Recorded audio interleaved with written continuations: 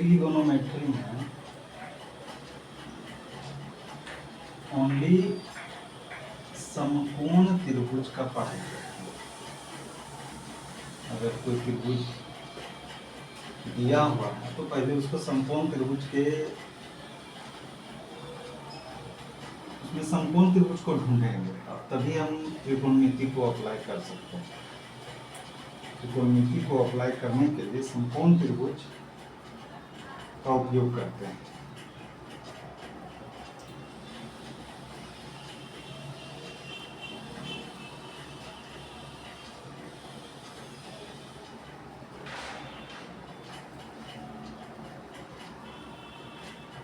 समकोण त्रिभुज किसको कहते हैं? जिस त्रिभुज का एक कोण 90 डिग्री, जिस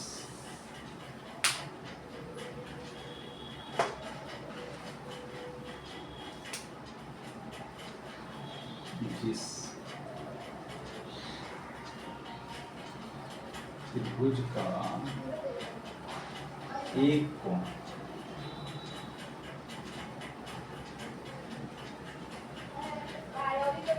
90 डिग्री का हो उसे समकोण त्रिभुज। ये 90 डिग्री जो होता है एक दूसरे पे खड़ा होता है, एक दूसरे पे लंब होता है। ये 90 डिग्री ई भुजा और ई भुजा के बीच 90 डिग्री।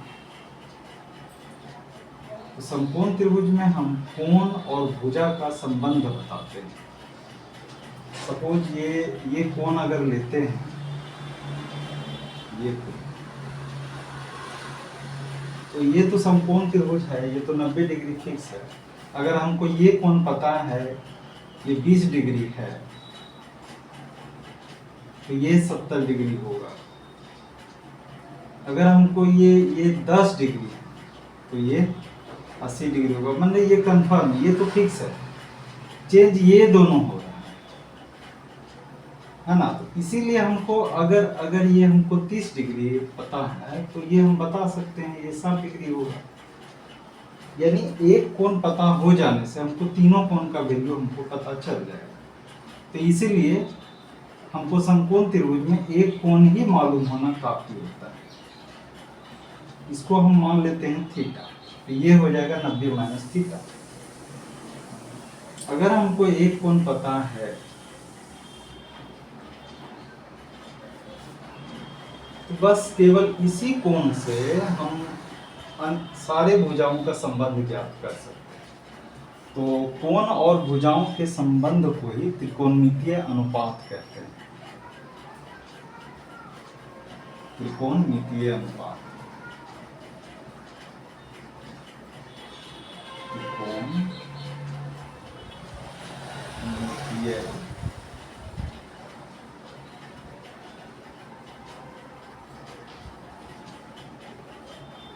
अनुपात। कोण और भुजाओं में संबंध त्रिकोणमितीय अनुपात का।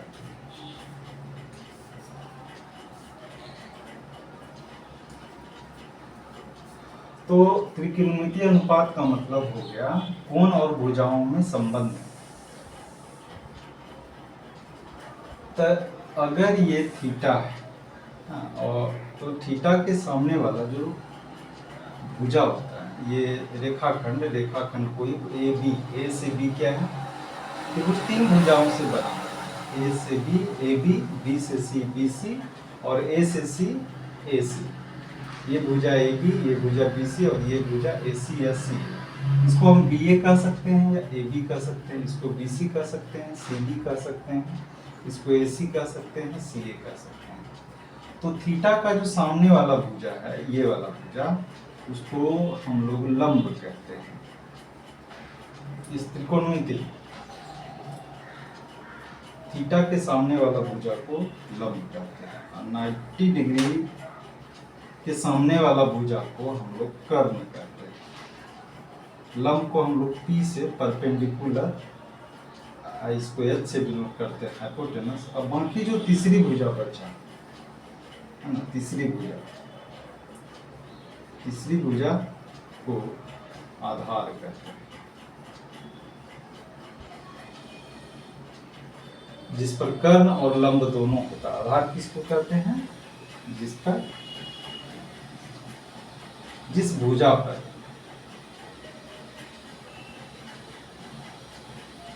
लंब और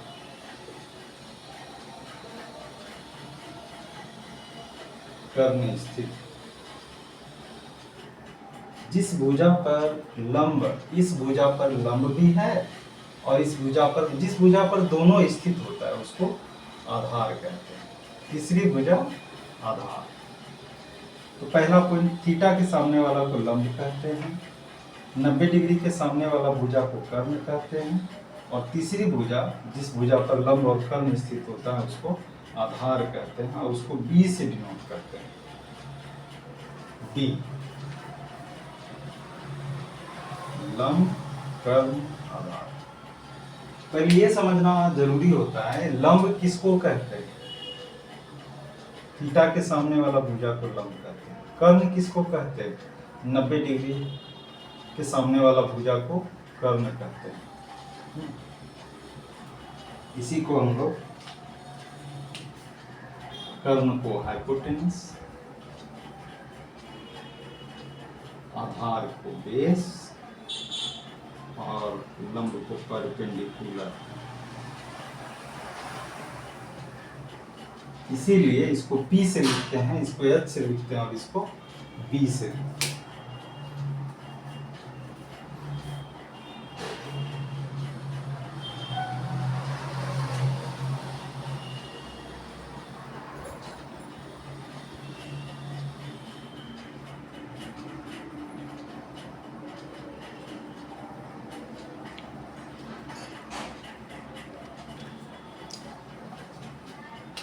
तो समकोण त्रिभुज किसको कहते हैं? जिस त्रिभुज का एक कोण 90 डिग्री हो उसे समकोण त्रिभुज कहते हैं।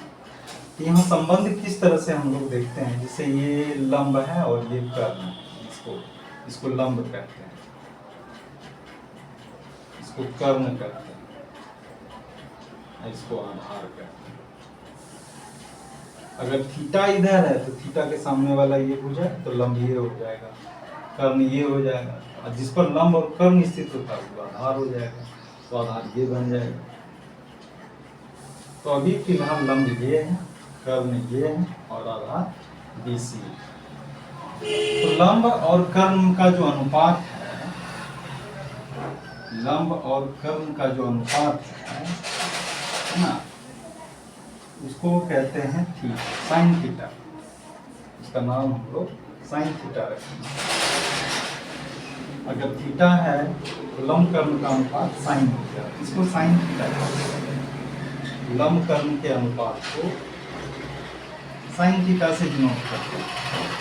अगर थीटा यहाँ पर एंगल थीटा है, कोस थीटा हो गया।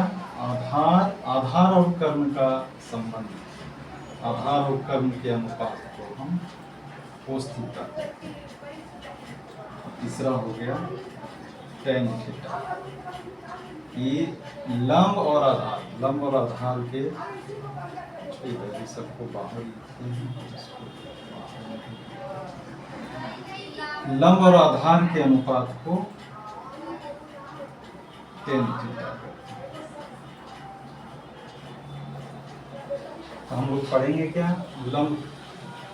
लंब बटे कर साइन थीटा हो गया, आधार बटे कर कोस थीटा हो गया। अगर ये हमको 3 याद है तो इसका जो उल्टा होता है, इसका जो व्युत्क्रम होता है वो इस तरह से होता है।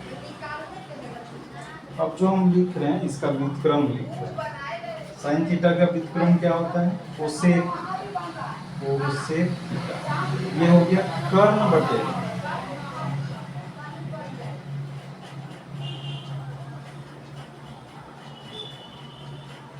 और ये कोस थीटा का व्युत्क्रम होता है सेक थीटा, इसको कहते हैं कर्ण बटे आधार।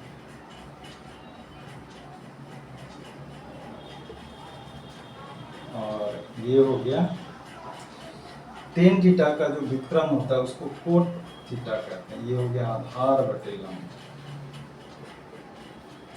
तो इस तरह से हम लोग ये 3 अगर याद रहता है तो इसका उल्टा ये 3 साइन का उल्टा व्युत्क्रम कहते हैं, है ना। साइन का व्युत्क्रम कोसेक थीटा, कोस का व्युत्क्रम सेक थीटा, टेन थीटा का व्युत्क्रम कोट थीटा। यानी इसका उल्टा लंब बटे आधार है तो कोट थीटा होगा आधार बटे लंब। कोस थीटा आधार बटे कर्ण है तो सेक थीटा होगा कर्ण बटे आधार। अगर साइन थीटा लंब बटे कर्ण तो ये कोसेक थीटा होगा कर्ण बटे लंब।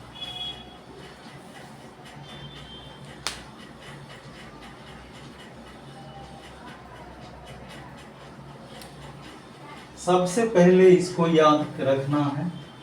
ये 3 वो याद जब हो जाने के बाद तो फिर इसको भी याद कर लेना। और इसके याद के बिना अगर ये वाला याद नहीं करते हैं तो आगे कोई भी न्यूमेरिकल्स या कोई चीज़ समझना मुश्किल हो जाएगा। इसलिए इसको याद रखना बहुत जरूरी है।